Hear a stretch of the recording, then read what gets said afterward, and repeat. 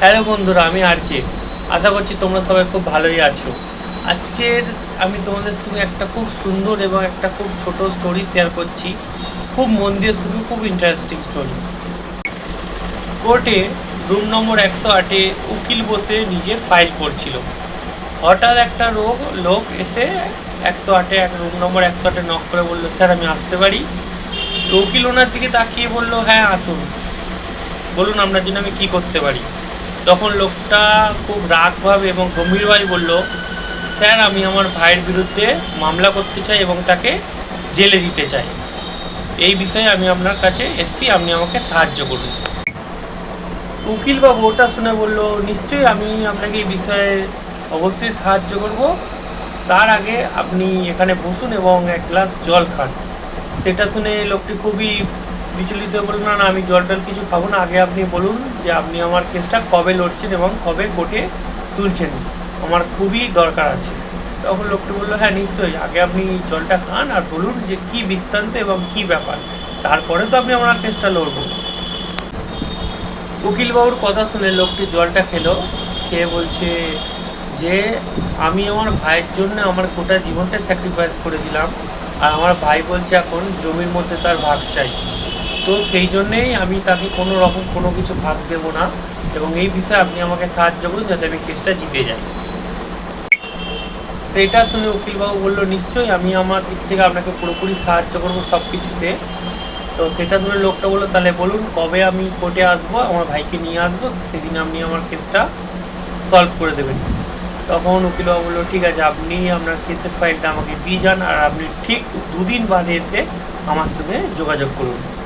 তো সেটা শুনে লোকটি উকিলবাবুকে ফাইলটা দিয়ে একটু ব্যস্ততার মধ্যে এবং রাগ মুখ নিয়ে বেরিয়ে চলে গেল। ঠিক 2 দিন পরে উকিলবাবুর কাছে এলো উনি, এসে 108 নম্বর রুমে নক করলো এবং বললো, উকিলবাবু আসতে পারি? উকিলবাবু ওনাকে দেখে বললো, হ্যাঁ আসুন আসুন, বসুন, এই এক গ্লাস জল খান। লোকটি জল খাওয়ার আগেই বলছে, আগে বলুন আপনি আমার কেসটা কী করলেন এবং কবে আমি কোর্টে আসবো। লোকটি তখন বললো, উকিলবাবু তখন বললো, হ্যাঁ নিশ্চয়ই, আগে আপনি বসুন, জল খান আর আমার কিছু প্রশ্নের উত্তর দিন, তারপরে আমি আপনাকে বলবো যে কবে কোর্টে আসতে হবে। লোকটি নিশ্চিন্তভাবে বসলো এবং জল খেলো। জল খেয়ে লোকটি বললো, বলুন আপনার কী প্রশ্ন আছে। উকিলবাবু তখন তখন কটা লোকটি চেয়ারে বসলো এবং জল খেলো। জল খাওয়ার পরে বললো যে বলুন আপনি আমাকে কি বলতে চান। তখন উকিলবাবু বলা শুরু করলো যে আমি আপনার ফাইলটা পড়েছি, পড়ার পরে আমি যেটা বুঝলাম সেটা আপনাকে বলবো, বলার পরে কিছু প্রশ্ন করব, আপনি আমার উত্তর দেবেন। বললো, হ্যাঁ বলুন। তখন উকিলবাবু বলা শুরু করলো যে আমি যতদূর পড়ে বুঝলাম যে আপনাদের অনেক ছোটোবেলায় আপনার মা এবং বাবা মরে যায়। তো ছোটোবেলা থেকে আপনি আপনার ভাইকে কোলে পিঠে করে মানুষ করেছেন। আপনার হয়ে যতটা হয়েছে আপনার দিয়ে, আপনি আমার ভাইকে কোনোদিন অভাবে থাকতে দেননি। তার জন্য আপনি সব কিছু করেছেন, লোকের বাড়ি বাসন মেজেছেন, লোকের দোকানে কাজ করেছেন, লোকের জমিতে কাজ করেছেন, এমনকি লোকের ছোটো বড়ো কথাও শুনেছেন, কিন্তু ভাইকে দুবেলা পেট ভরে খেতে দিয়েছেন। আপনি একবেলা না খেয়ে থাকতেন, কিন্তু ভাইকে কখনো অভাবে থাকতে দেননি। ভাই যা খেতে চেয়েছে তাই খাইয়েছেন, ভাই যা কিনতে চেয়েছেন তাই খেয়েছেন। আপনাদের বাড়ি থেকে ঠিক একটু দূরে গ্রামের একটা রাস্তা ছিল যেখান থেকে বাচ্চারা স্কুলে যেত, আপনার ভাই ওখানে গিয়ে বসে থাকতো। তো আপনাকে কিছু বলেনি ঠিকই, কিন্তু একদিন আপনি দেখেছেন যে গ্রামের স্কুলের বাচ্চাদের দিকে সে হাঁ করে তাকিয়ে আছে। তো সেটা দেখে আপনি বুঝতে পারলেন যে আপনার ভাই স্কুলে যেতে চান। 24 ঘন্টার মধ্যে আপনি 20 ঘন্টা কাজ করতে শুধুমাত্র ভাইকে স্কুলে ভর্তি করার জন্য। সেই পরিশ্রমের টাকাতে ভাইকে আপনি স্কুলেও ভর্তি করালেন, তাকে জামা কাপড়ও কিনে দিলেন, তাকে বইও কিনে দিলেন এবং তাকে স্কুলে পাঠালেন।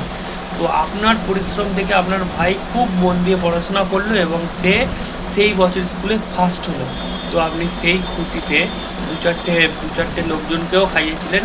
এইভাবে আপনার পরিশ্রম দেখে আপনার ভাইও মন দিয়ে পরিশ্রম করতে থাকলো এবং প্রতি বছরই ফার্স্ট হতে থাকলো, এবং প্রতি বছরে আপনার দিয়ে যেইটুকুনি হয়েছে আপনি সেটা নিজের ভাইয়ের আশেপাশে এবং পাড়ার লোকে কিছু না কিছু ঠিক খাইয়েছেন বা সাহায্য করছেন। এইভাবে আস্তে আস্তে আস্তে আস্তে সে গ্রো আপ করতে থাকলো।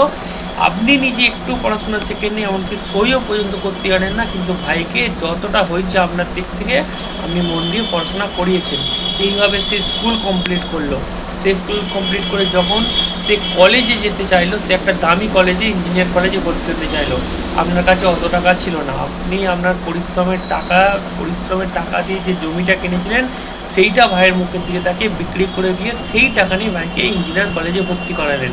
আর সেই বছরও ভাই খুবই পরিশ্রম করে ওখানে ইঞ্জিনিয়ার টপ করলো, আর আপনি সেই খুশিতে পুরো গ্রামের মধ্যে ব্যান্ড বাজিয়ে পুরো গ্রাম সমেত সবাইকে খাইয়েছেন এই খুশিতে যে আপনার ভাই ইঞ্জিনিয়ারে টপ করছে।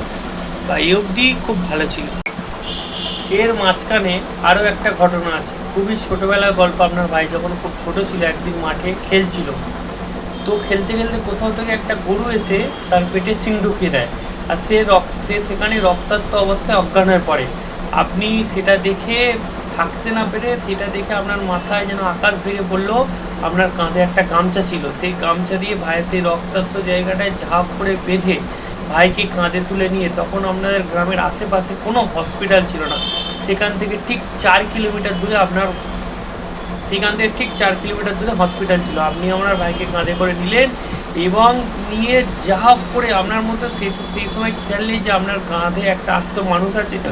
আপনি কন্টিনিউ 4 কিলোমিটার হেঁটে সেখানে ভাইকে হসপিটালে নিয়ে গেলেন। ভাইকে হসপিটালে নিয়ে গিয়ে 4 কিলোমিটার দূরে পায়ে হেঁটে হেঁটে আপনি মানে সারা রাস্তার মধ্যে নির্বোধের মধ্যে ছুটে শুধুমাত্র আপনার মনে চলছিল ভাইকে কতক্ষণ আমি হসপিটালে নিয়ে যাবো এবং বাঁচাবো। সেখানে আপনি 4 কিলোমিটার দূরে গিয়ে হসপিটালে নিয়ে গেলেন, নিয়ে গিয়ে তাকে হসপিটালে ভর্তি করলেন। ভর্তি করে ডাক্তারের হাতে পায়ে ধরে বললেন, ডাক্তারবাবু আপনাদের যা করতে করুন আমার ভাইকে বাঁচিয়ে নিন। তো সেখানে শুরু হলো আপনার ভাইয়ের চিকিৎসা, এবং আপনার ভাইয়ের প্রচণ্ড রক্ত বেরোনোর কারণে ডাক্তারবাবু বলছিল যে রক্ত লাগবে। আপনি বলেছিলেন যে আমার শরীরের সমস্ত রক্ত আপনি নিয়ে নিন, কিন্তু ভাইকে বাঁচান। তো আপনি আমার ভাইকে অনেকটা রক্ত দিলেন, এবং গরু পোতানোর কারণে আপনার ভাইয়ের একটা কিডনি নষ্ট হয়ে গেছিল। আপনি সেখানেও চিন্তা করলেন না, আপনি নিজের শরীর থেকে একটা কিডনি নিয়ে ভাইকে দিয়ে দিলেন। হয়তো ভাই সেটা আজ পর্যন্ত জানেও না যে আপনার একটা কিডনি আপনি আপনার ভাইকে দিয়েছিলেন। তো এগুলো হওয়ার পরে আপনার ভাই, আপনি হসপিটালের মধ্যে অনেক কিছু করলেন, করে ফাইনালি সুস্থভাবে ভাইকে বাড়ি ফিরে নিয়ে এলেন। তারপরে ভাইয়ের ফার্স্ট ইয়ার কমপ্লিট হলো। ফার্স্ট ইয়ার কমপ্লিট হওয়ার পরে সেকেন্ড ইয়ারে ভাই যখন গেল, তখন ভাইয়ের একটা মেয়েকে পছন্দ হলো। ভাই আপনাকে জানালো যে ওই মেয়েটাকেই ভাই বিয়ে করবে। সেই জন্য আপনি ভাইয়ের মুখের দিকে তাকিয়ে কোনো কিছু এক কথায় হ্যাক করে দিলেন, এবং ভাইয়ের সেই মেয়েটার সঙ্গে বিয়েও দিলেন। আপনার দিক থেকে যতটা হয়েছে আপনি খরচা করে ভাইয়ের বিয়ে দিলেন ধুমধাম করে, সবাইকে যতটা বলে লোকটোক খাওয়ালেন। তারপরে ভাই আস্তে আস্তে কাজের দিকে গেল। আপনিও তখন বিয়ে করেননি, তখন তারপরে আপনার অনেক আত্মীয় স্বজনও আপনাকে বোঝানোর পরে আপনি বিয়ে করেছেন। বর্তমানে আপনার একটা ছেলে এবং একটা মেয়ে আছে, আর আপনার ভাইয়ের বর্তমানে একটা ছেলে আছে। এইবার সে প্রথম দিকে আস্তে আস্তে যখন বিয়েটা করলো, তখন প্রথম দিকে আস্তে আস্তে আপনাদের টাকা পাঠাতো, মাঝে মাঝে আপনাদের এখানে আসতো।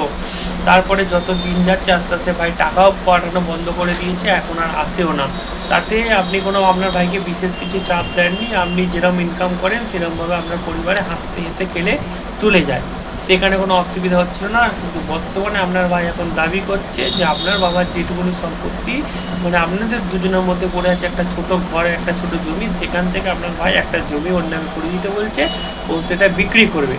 তো এইটা শুনে যখন আপনার ভাই বলেছে যে আমারটা আমাকে বুঝিয়ে দাও, এইটাই শুনে আপনার মাথা গরম হয়ে গেছে, আর আপনি আপনার ভাইয়ের বিরুদ্ধে কেস করতে এসেছেন।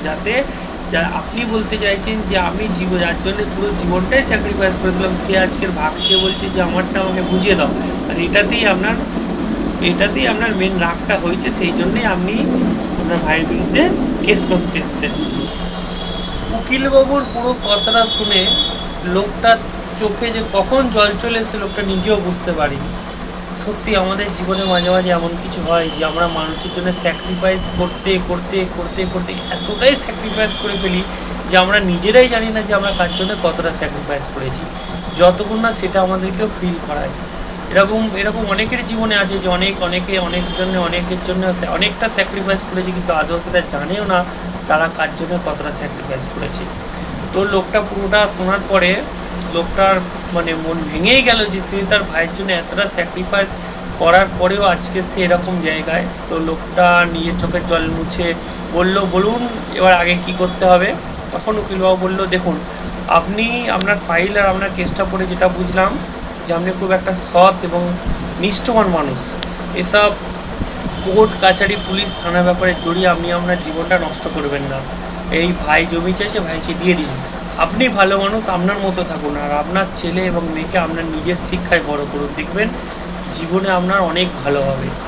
আমি কাউকে কখনো ফেরাই না, কিন্তু আপনি চাইছি যে আমি একটা সৎ মানুষ এবং আপনার সঙ্গে ভালো কিছুই হোক।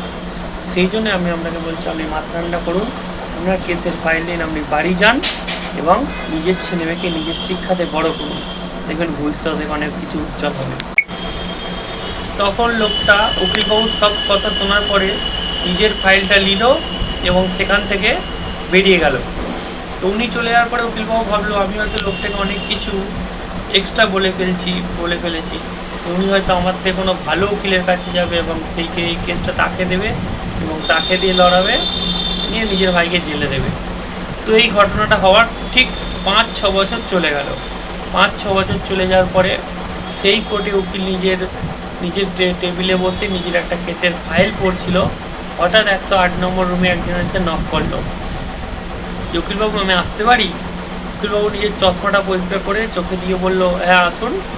তো উনি যখন ভেতরে ঢুকে বলতো, উকিলবাবু বললো আমি আপনাকে চিনতে পেরেছি, আপনি ঠিক কয়েক বছর আগে এসেছিলেন না একটা কেস নিয়ে, আর আপনি আমার জীবনে এমন একটা কেস যার ফাইল পড়ার পরে যাকে আমি কেস করিনি ফিরিয়ে দিয়েছি। আমি কোনোদিন এরকম করি না, কিন্তু আপনি ভালো মানুষ বলে ওই দিনটা আমি আপনাকে ফিরিয়ে দিয়েছিলাম, সেই জন্য আপনার মুখটা আমার খুব ভালো করে মনে আছে।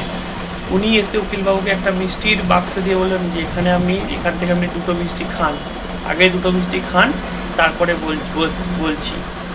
তো উনি উকিলবাবুকে 2টো মিষ্টি দিলে এবং উনি নিজে 1 গ্লাস জল খেলো উকিলবাবুর বলার আগেই, নিয়ে বসে বলছে বসছি, এবার আমি আপনাকে কিছু কথা বলতে চাই উকিলবাবু। ওই দিন তো আপনি আমাকে অনেক কিছু বলেছিলেন। উকিলবাবু বলে হ্যাঁ নিশ্চয়ই বলুন, যে আপনি আমাকে ওই দিনকে বলেছিলেন না সব কেস করে পুলিশ কাছারি করে কোনো লাভ হবে না, আপনি বাড়ি যান নিজের ছেলে মেয়েকে শিক্ষা দিন। তো আপনার কথা শুনে সত্যিই আমার লাভ হয়েছে, আমি বাড়ি গেছি। ওই দিনকে আমি আর কিচ্ছু বলিনি, ভাইকে জমিও দিয়ে দিয়েছি। কিন্তু আমি আমার ছেলে মেয়েকে নিজের শিক্ষাতে বড় করেছি। আজকের আমার ছেলে আমার গ্রামের সবথেকে বড় ইঞ্জিনিয়ার, আর আমার মেয়ে ওই গ্রামের সবথেকে বড় ডক্টর, যে বিনা পয়সায় গরিবের চিকিৎসা করে, যার কাছে কোনো পয়সা টয়সা না। বিশ্বাস করুন ডাক্তারবাবু, ওখানে গরিব মানুষরা বিনা পয়সায় চিকিৎসা পেয়ে আমার বাড়ি এসে বলে যায় যে আমরা পড়াশোনা শিখে আমার ছেলে মেয়েদের সেই শিক্ষা দিতে পারিনি যেটা আপনি আপনার ছেলে মেয়েকে না পড়াশোনা শিখিয়ে দিয়েছেন। আর এইটা শুনে সত্যি কথা না, এটা পয়সার থেকে অনেক বড় কিছু আমার মনে হয়। আপনাকে অনেক অনেক ধন্যবাদ, সেদিন আপনি আমাকে এত কিছু বুঝিয়েছিলেন। আপনি যদি আমাকে বিশ্বাস করুন উকিলবাবু, সেই দিনকে যদি আপনি আমাকে এইভাবে না বোঝাতেন, আজ হয়তো আমি সেই কোর্ট কাছে যা থানা পুলিশের মধ্যেই পড়ে থাকতাম। পরে তো আমার ভাইও আমার কাছে ফিরে এসেছে, আমার কাছে ক্ষমা চেয়েছে, সে ও জমিও বিক্রি করেনি। এখন আমরা সবাই একসাথেই থাকি একটা ঘরের মধ্যেই, মানে আমরা সত্যি একই জায়গায় জয়েন্ট ফ্যামিলিতে খুব ভালো আছি। আর থ্যাঙ্কস টু আপনাকে, আপনাকে অনেক অনেক ধন্যবাদ যে আপনি আমাকে এইভাবে সেদিনকে বুঝিয়েছিলেন। অন্য কেউ হলে তো এভাবে বোঝাতো না। আমি একটা সঠিক মানুষের কাছে এসে সঠিক বিচার পেয়েছি। তো ঈশ্বর আপনাকে মঙ্গল করুক, আপনি ভালো থাকবেন। এই বলে সে লোকটি নিজের বাড়িতে চলে গেল। বন্ধুরা, গল্পটা খুবই ছোট গল্প, খুবই একটা স্যাক্রিফাইসের গল্প, যে আমাদের জীবনে আমরা কারোর জন্য হয়তো অনেক বেশি কিছু করে নিই, কিন্তু আমি মনে করবো যে সব সত্যিই করে কোনো লাভ নেই। যে সময় তুমি যদি সঠিক হও আর সময় যদি ঠিক থাকে, তো দেখবে একদিন শেষ পর্যন্ত তোমারই হবে। তো কাউকে কখনো কিছু দিও না, কিছু বলার দরকার নেই, কারণ তুমি তাকে দিচ্ছ। ভুল কে করে? মানুষই ক্ষমা করে। তো তুমি সবসময় নিজের হাতটা নিজের জায়গাটা ক্ষমার দিকে রেখো, যাওয়ার দিকে নয়। তাহলে দেখবে তুমি জীবনে সেই সব কিছু পাবে যেসব আসলে তুমি যেটার যোগ্য। তো আশা করছি বন্ধুরা গল্পটা তোমাদের কেমন লাগলো অবশ্যই তোমরা কমেন্টে জানাবে। তো দেখো, আমার কাছে কোনো এক্সটার্নাল কোনো মাইকও নেই বা ক্যামেরা হাতে ফোন ধরেই আমি গল্পটা বলছি, বা যতটা হচ্ছে আমি ততটা চেষ্টা করছি ভালোভাবে ক্লিয়ার ভয়েসটা করার জন্য। আশেপাশে পিছনে গাড়ি ঘোড়াও চলছে, তারও আওয়াজ আসছে। তো আমি আমার দিক থেকে যতটা হয়েছে ভালোভাবে সেটা বলার চেষ্টা করেছি। আশা করছি তোমরাও কিছু জায়গায় যদি অসুবিধা সেটা রিপিট শুনে নেবে। তো আশা করছি তোমাদের গল্পটা ভালো লেগেছে। তোমরা আমাকে কমেন্টে অবশ্যই জানাবে যে গল্পটা তোমাদের কেমন লাগলো। চ্যানেলটাকে লাইক করবে, ভিডিওটাকে শেয়ার করবে, আর চ্যানেলে নতুন হলে অবশ্যই সাবস্ক্রাইব করবে। দেখা হচ্ছে নেক্সট ভিডিওতে। ততক্ষণ তোমরা নিজের এবং নিজের পরিবারের অবশ্যই খেয়াল রাখো। ততক্ষণের জন্য টেক কেয়ার, বাই বাই।